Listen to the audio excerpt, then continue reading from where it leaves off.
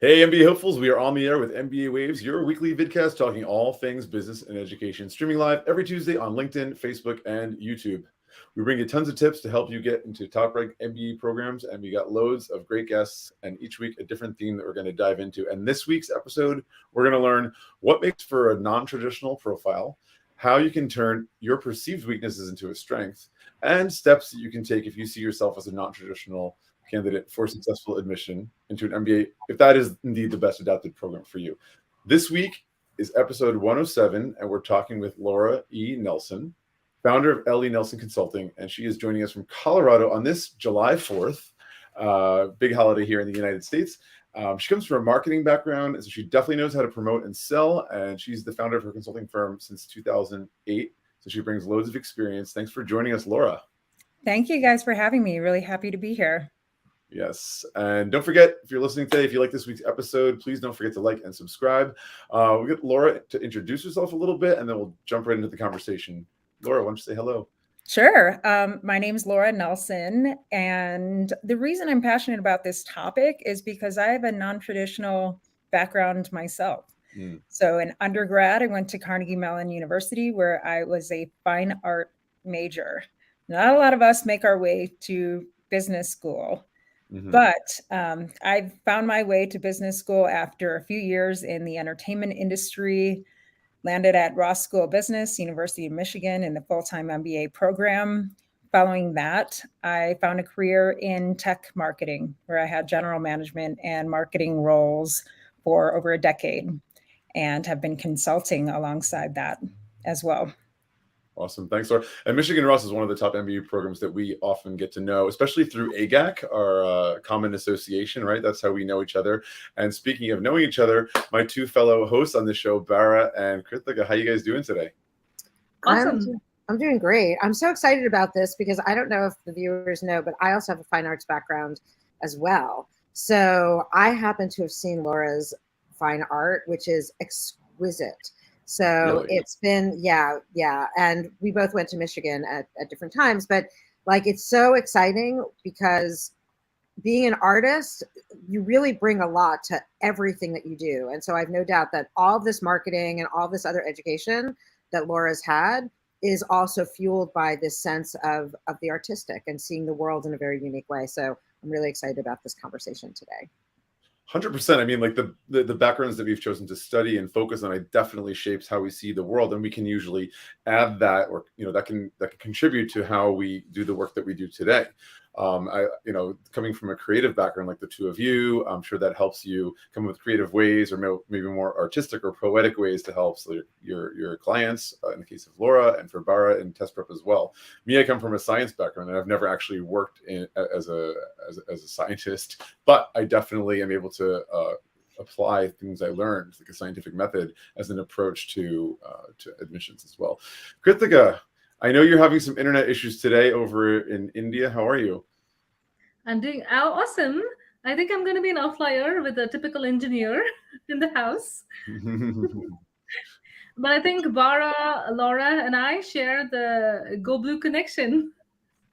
Oh, excellent. Yeah, we sure do. We sure do. So I'm going to dive in. Yeah, do it. Go ahead.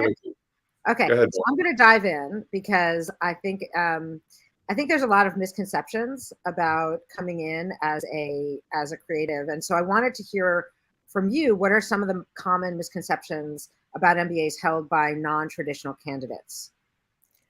Sure. I think I work with a lot of non-traditional candidates. I seem to, attract that profile just because of my background. So I hear a lot of this initial hesitation where candidates come in and say, hey, isn't business school for business people? And they don't truly understand what the options are for someone like them, or that, it can be a mechanism to pivot one's career. So I hear that often, right? And alongside that, candidates are thinking that, they must have a business degree or a business job coming into the program.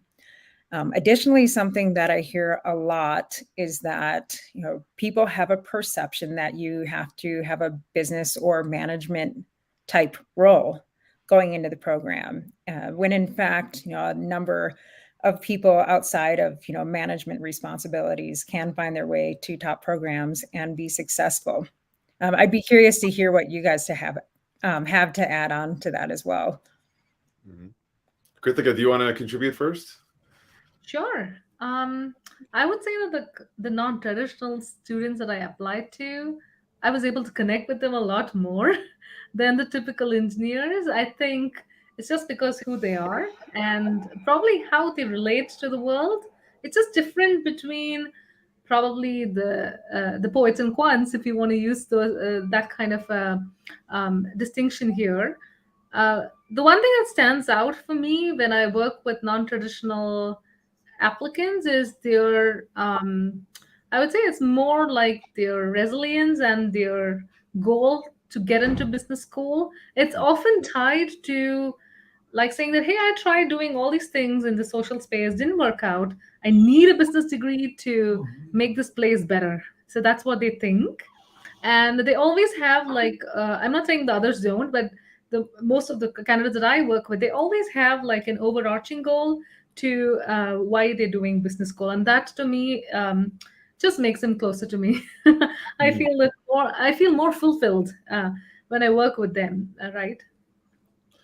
I definitely agree with what Kritika is saying there. I mean, coming from somebody who was a recruiter for one of the top business schools here in France, there in France, because I'm in the US today, right? I was seeing numbers typically like 30 or so % of the people coming in had a traditional business background, right? They're coming from finance, consulting, marketing, accounting. And maybe there was like 5% that were like in the entrepreneurial space or family businesses, but the rest were people from more technical backgrounds where there are engineers, but also like lawyers, doctors. And you hear about those kind of like classical unique profiles, let's say like the dancer or the teacher or some of those people. And it's really interesting. I mean, and I really love those that came to the table and they kind of had the business degree later on in their career in mind from the beginning, a lot of them were like, okay, I know I want to do this. So what I'm going to do first is have an engineering degree or whatever. Or for the dancer, they know that the dancer's career is probably 10 or 15 years just because your body can only take so many pirouettes or whatever you're doing. So they know that like if they line themselves up properly, they can do this.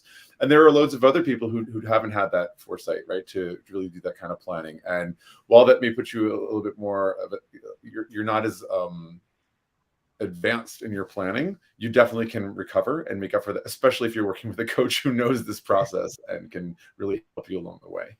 And I'm not sure if you have anything to add to that based on your deal is like you're in the test prep space, but. Well, I'm thinking, I definitely, we're working with someone right now who's actually in sort of the film space. He comes from an acting background, so it's really interesting talking to him about his goals.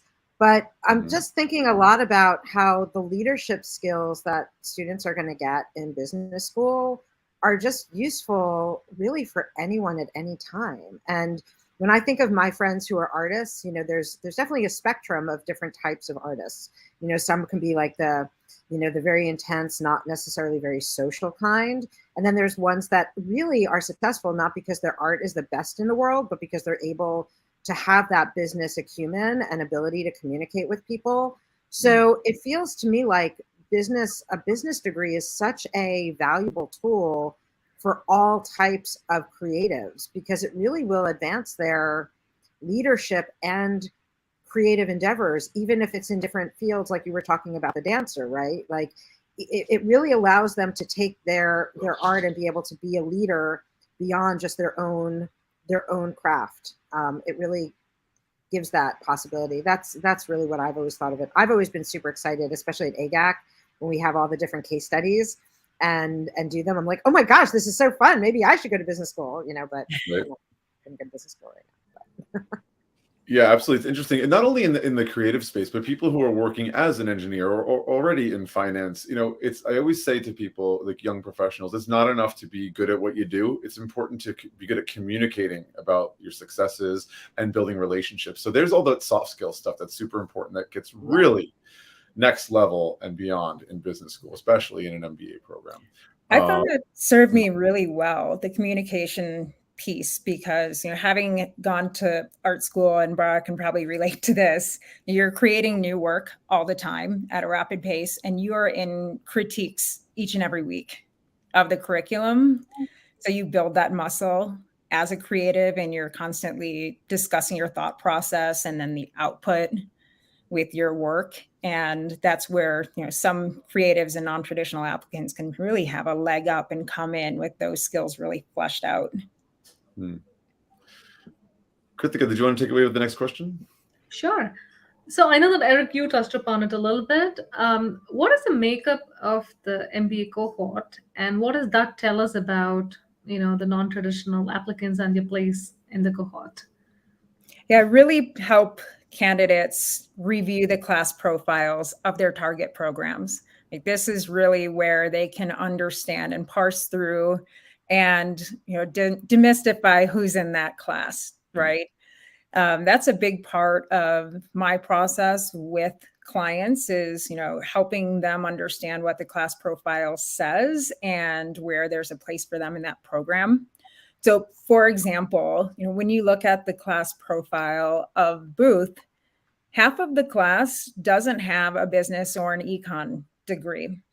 So what that tells me, with my client, for example, I'm working with someone right now who comes from a social work background, that it tells me that Booth, half of the makeup of the class is coming from somewhere else, has a makeup of something like her, even if it's not exactly social work, right?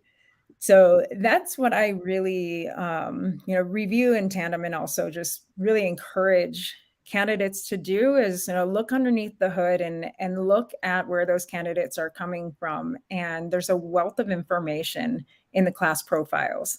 And of course, you're going to see a variance, across the top programs. Some might lean a little more heavily in the business or econ backgrounds, but I think the common theme across a lot of them is that, there is a wealth of non-business backgrounds, across the cohort as well. Absolutely. So, Laura, tell me, how should non-traditional candidates think about their narratives when they're applying for school? I think in my experience, really honing in on where business school fits into that career arc is critical. And you probably have found this in your own experiences as well, too, right? Someone identifies business school as a stepping stone to the next stage of their career, and working very closely with them to understand, what they're hoping to get out of that and how that leads them, to the place they want to go.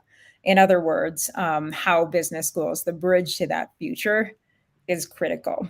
That's something that I work on early on with all my non-traditional candidates, is building that narrative and helping them understand how to articulate that, both verbally, as we're talking now, right? What's that elevator pitch? How does that come across in an interview?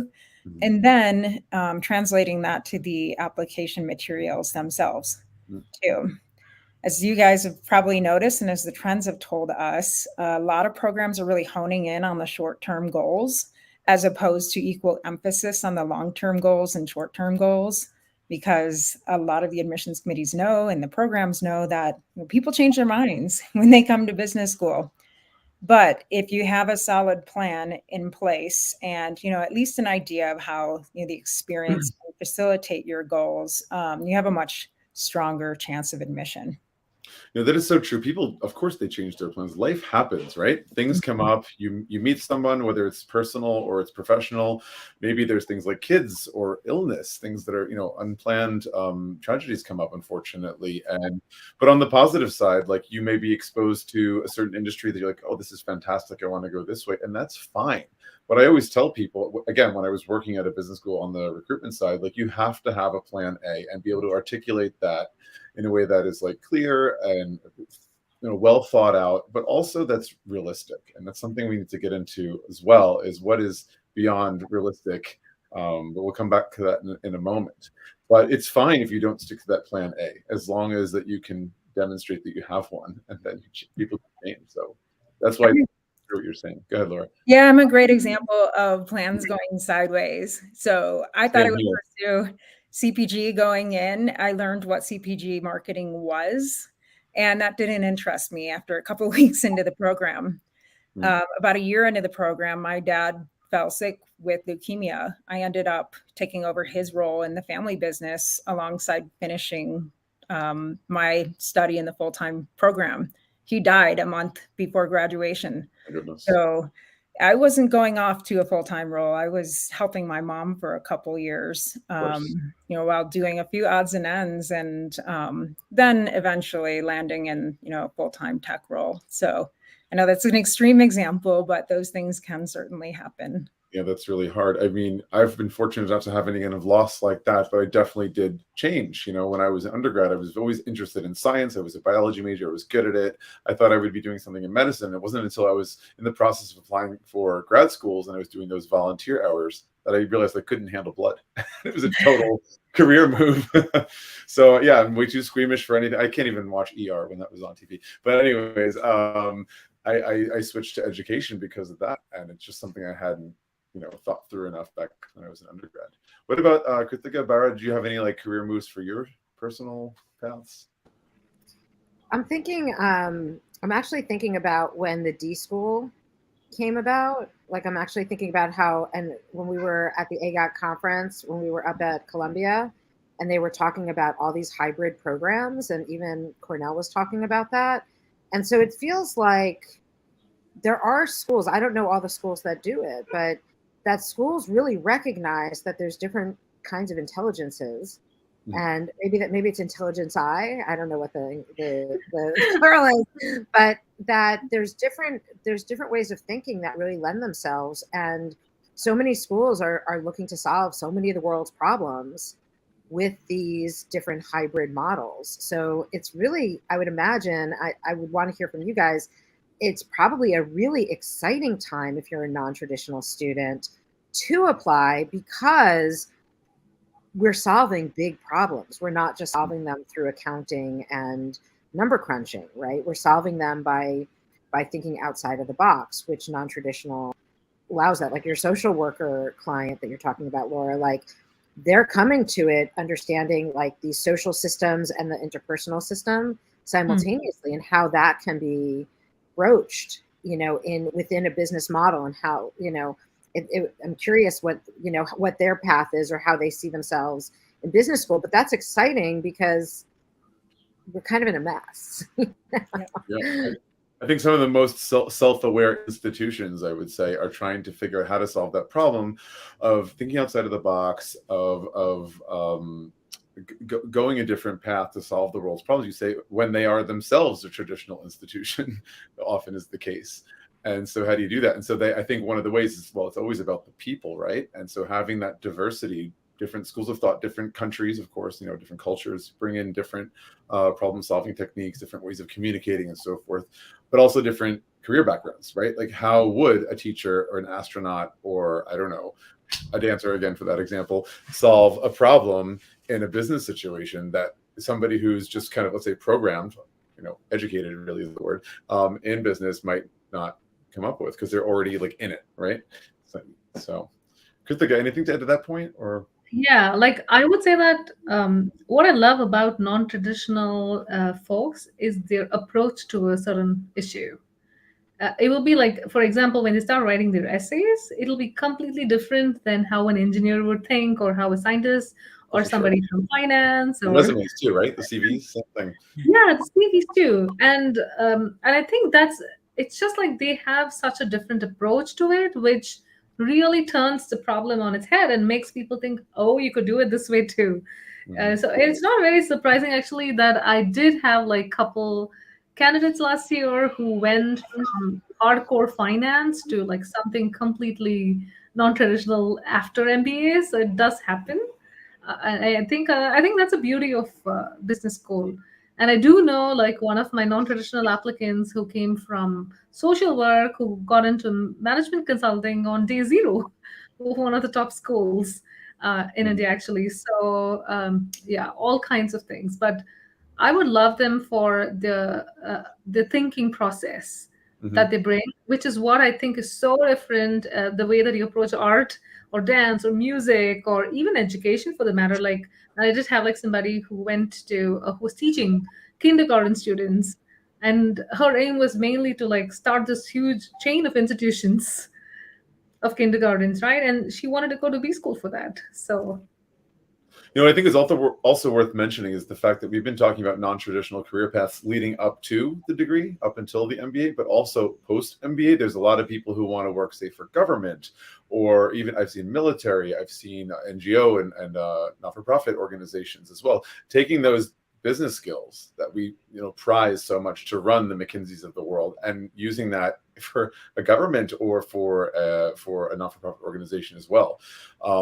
I would say it goes back to something like the early 2000s, 2002, 3, 4, 5. We were seeing a change in the not-for-profit world sector where they were understanding that if they wanted to compete with having top talent to run their organizations, they needed to start paying salaries commensurate to those people who were working in the private sector. So there was a massive shift in mindset, and that's good news for people who want to work in not-for-profit, right? If you are more driven to get up out of bed every morning and go to the office, if it's about taking care of something like world hunger or the arts or healthcare or something like that in the not-for-profit, that's great news if you want to have a good salary and work in that sector. So that also is part of the diversity, right? The mindset of the people who want to come out of an MBA and applying those skills, hard and soft skills, to those worlds. I worked also with somebody who was a lawyer, wanted to pivot to something more in business. He came from Peru, came to France, worked there for a little bit, and then went back to his home country, ended up working in government, was running like the Ministry of Environmental stuff in Peru for a while. So it's like amazing how he was able to apply those skills into a governmental role. Bara, I think you're up with the next question. I am. It's my turn now. And we sort of touched on this a tiny bit, but I'm curious, what do successful non-traditional candidates do in the whole application process to really stand out? What are some tips? A few tips I can share here is that I often get the question, what are the admissions committees looking for? Right. Especially if someone isn't, coming from a business background, they might wonder how to fit in. And I challenge them to lean into what makes them unique, to stand out. So, as many of us know, the process of admissions for business school, it's a bit of an art and a science, right? It's less conforming than, say, the med school or law school process. Like, there's a lot of leeway here, and schools really do want to build a diverse class across many dimensions. So to the extent that non-traditional candidates can lean into that unique experience and share what translates to the business career and share what makes them unique, and also importantly, share how they are going to uniquely contribute to the class, is to their advantage.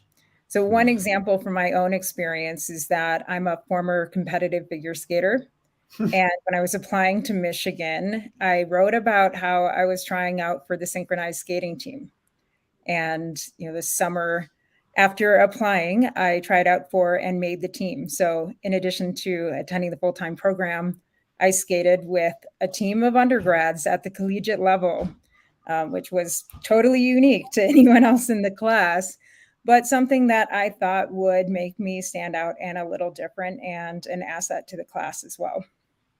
100%, especially anything that's team-based. You hear schools and admissions committees talk about all the time how if you have those skills to work in a team like soccer, baseball, basketball, hockey, and even like this figure skating team, you're working together for something in common. Those skills translate to the boardroom often, right? That kind of collaborative approach. That's fantastic. And it certainly is something that would make you stand out, right? That's, I think, what a lot of applicants don't realize is some of the things they would just discount as irrelevant for their MBA application are actually some of the things that set them apart from others. Looks like Kristika has lost internet connection, so I'm just going to jump in and ask this next question. Are there things, Laura, that you think that applicants that they should or should not do to be sure that they fit in, compared to standing out a bit? I think regardless of where you're coming from, right, you have to prove that you can fit or, meet the academic challenges of the program, right? So admissions committees are looking for the progression in your career, the leadership examples, and importantly, how you did in your undergrad experience and or master's experience following that, if you have another master's degree, in addition to your test scores, right? Those are part of the application, not the whole application, but they are indicators in how you perform in a quant and academic environment. So what I would say is, if you're a non-traditional candidate, you can't ignore these other aspects of the application, right? You have to make sure that you are checking the boxes, you're within the ranges of your target programs. And if you're not, you're doing everything that you can to offset any of those potential weaknesses, right? You're taking the test again, you're maybe trying another test that the school accepts. Maybe the GMAT's not your speed, but the GRE or the EA is. If you don't have any quant work in your undergrad, maybe you're taking that UCLA or UC Berkeley extension class and getting an A and proving that, hey, this is indicative of how I can perform currently on these types of subjects. Those are a few ideas of how non-traditional candidates can help to offset any of those perceived weaknesses. I think one of the best things you can do is talk to the admissions person and see what they're looking for, and like if they are open to the EA, for example, in place of the GMAT. But also speaking with somebody like Laura, like myself, Kritika, who is an expert in this area, to work on those areas to avoid a ding. That you don't have to. A ding meaning getting rejected or having a problem with your application that you may have to wait till next year, especially if you're on the upper end of the range of admissibility for a full-time MBA program. You don't have a bunch of years that you can still apply afterwards. Reapplications are not a bad thing, I should say, though. If you are on the younger end of the spectrum and you do get a reject, while that is very disheartening, you do have the right to apply the following year. And a lot of schools, most admissions reps that I speak to really like reapplications. They really appreciate that, okay, this person's really serious about this program, so don't hesitate to do if you end up getting that. But to your point earlier about being realistic, maybe that's something you want to expand on. Like, what do you do with somebody that you're maybe working with, or somebody who's talking about working with you, and their goal is just too far? Like, how do you coach them in that way? Yeah, I like to help understand risk profiles of my clients, right? We all have clients who, some are just very ambitious and they are only going to apply to the top 3 or 5 schools. And if they don't, if they're not competitive at that program, I really have to work with them to understand that, you might not get an interview or you might not get into all of these programs. Are you okay with that? Because if their stance is, I must enroll next fall in a program, well, I take a more, investing type approach there and, diversify chances across reach programs, which I'm not going to discourage, right? Everyone should have a dream program and reach for it, but also be realistic about their chances and where their stats fall. Like, let's pick some programs where you are competitive, right? And if you absolutely must enroll, let's pick some programs that are on the safer side for you. But I will qualify that by saying if it's the only choice you have that you would be interested in attending. I don't want candidates to spend time on applications for schools that they're not interested in. Yeah, absolutely. I couldn't agree with you more than your approach. It's really well said. Thank you. Anything to add, Laura? Or Kritika? Sorry, was that you? I had a quick question here, Laura. Mm-hmm. Do you find that your non-traditional applicants have more difficulty with the test or any particular aspect of the application more than your traditional applicants? I think the common perception is they might have more trouble with the test, but I haven't seen that consistently across my candidates to draw a firm conclusion. So, it really just, in my experience, has varied from candidate to candidate because, a lot of them are coming with very solid undergrad transcripts, for example, right? And solid progression in their non-traditional career before business school. So I wouldn't say there's any single prescription for, a common problem because I'm really meeting them where they are and getting very personalized to where they can improve. Mhm. And Kritika, why don't you? Oh wait, do we have some? No, Kritika, why don't you jump in with the last question there? Sounds great. All right, to wrap up, let's hear some few tips on, especially some pointers in presenting the short-term goals. In presenting the short-term goals, I think I would go back to thinking about business school as the bridge to the future. So you're on one side of the river, business school is the bridge. Your short-term goal is on the other side of the river. How do you articulate, what you have today, what business school provides that you need to reach that other side? So that's a simple analogy, but it is likely you as a candidate have some skills and both technical and hard skills that your short-term goal desires. It's your job as part of the process to identify what about the program can provide what you're missing, right? What's unique about this program? What skills, what experiences do you need from school X to cross that river and most effectively set yourself up for those short-term goals? Absolutely, that makes a lot of sense. Guys, this has been really interesting. Thank you so much, Laura, for your time today and sharing all that insight. Before we wrap it up, is there anything else you want to add? Some final advice you want to give to people who might be listening today or listening to the recordings? Oh, my advice would be to, talk to me or someone like me who has seen a lot of these candidate profiles over the years and can give you pointers. That's not to say you have to sign up with a coach. Everyone has, different constraints and budgets and so forth. But these conversations can be very valuable. And when I was in your shoes, I availed myself of an intro call with someone at an admissions consulting firm who really encouraged me to take the test again, pushed me over 700 on the GMAT, and that made all the difference in scholarships. So, you can gain a lot from a short 15-minute conversation. 100%. Guys, we're going to wrap it up today. Thank you for joining us on MBA Waves. Today was all about demystifying MBA admissions for non-traditional candidates. Don't forget to check out the program schedule on the website, as well as all the past episodes on our YouTube channel. And if you like today's episode, don't forget to give us a thumbs up and subscribe to stay in tune. You can find Laura's website at the bottom of the description for today's episode. And thank you for joining. See you next time on MBA Waves. Bye-bye.